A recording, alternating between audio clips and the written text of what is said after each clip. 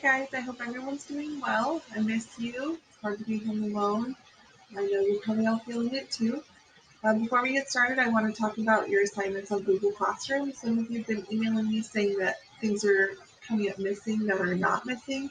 Just make sure when you finish an assignment, you're clicking that mark is done because sometimes you're turning things in that are not actually through the Google Classroom, so it won't automatically count it. So just remember that.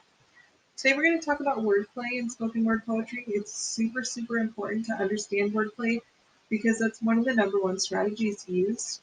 And I'm going to show you some really cool examples today. So I want you to add this to your notes that you've done earlier this week.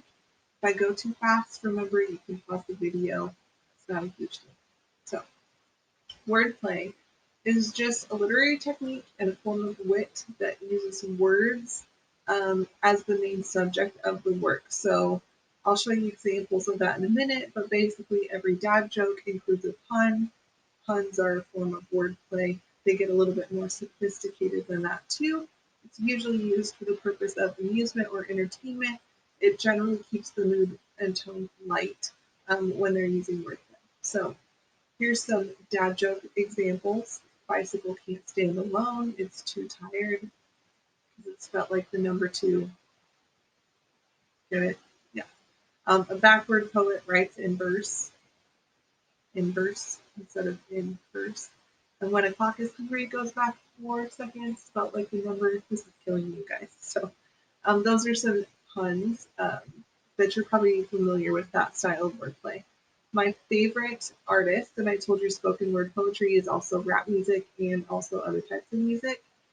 The artist Jason Mraz, who's one of my favorite artists of all time, in his second album wrote a song about wordplay. He is known for wordplay in all of his songs, but he actually wrote one called Wordplay that is talking about the pressure of making his second album and coming out with more hit songs because he's known for wordplay and it's not an easy strategy to use. And so he constantly feels pressured to use this wordplay. And he's trying to make the point that he is more than just good at wordplay.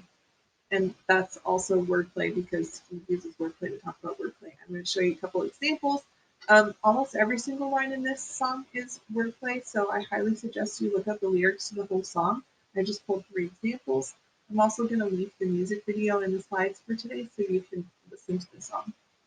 But here you'll see the first example.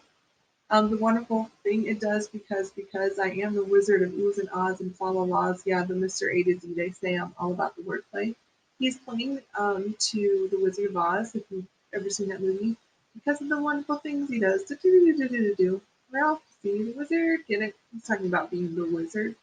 Also, he makes his last name into wordplay. If you look at his last name, he doesn't capitalize the A. I just wanted to emphasize that this is what he does.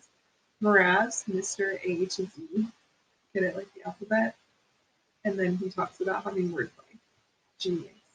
This second example here, um, when you listen to the song, it will make more sense and be more obvious. But it says, and it's time to get ill. I got your remedy. For those who don't remember me, will let me introduce you to my style.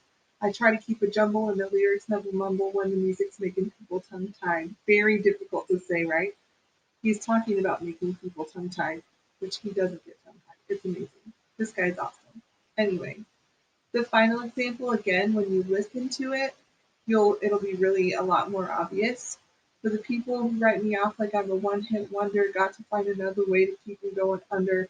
Pull out those stops, got your attention.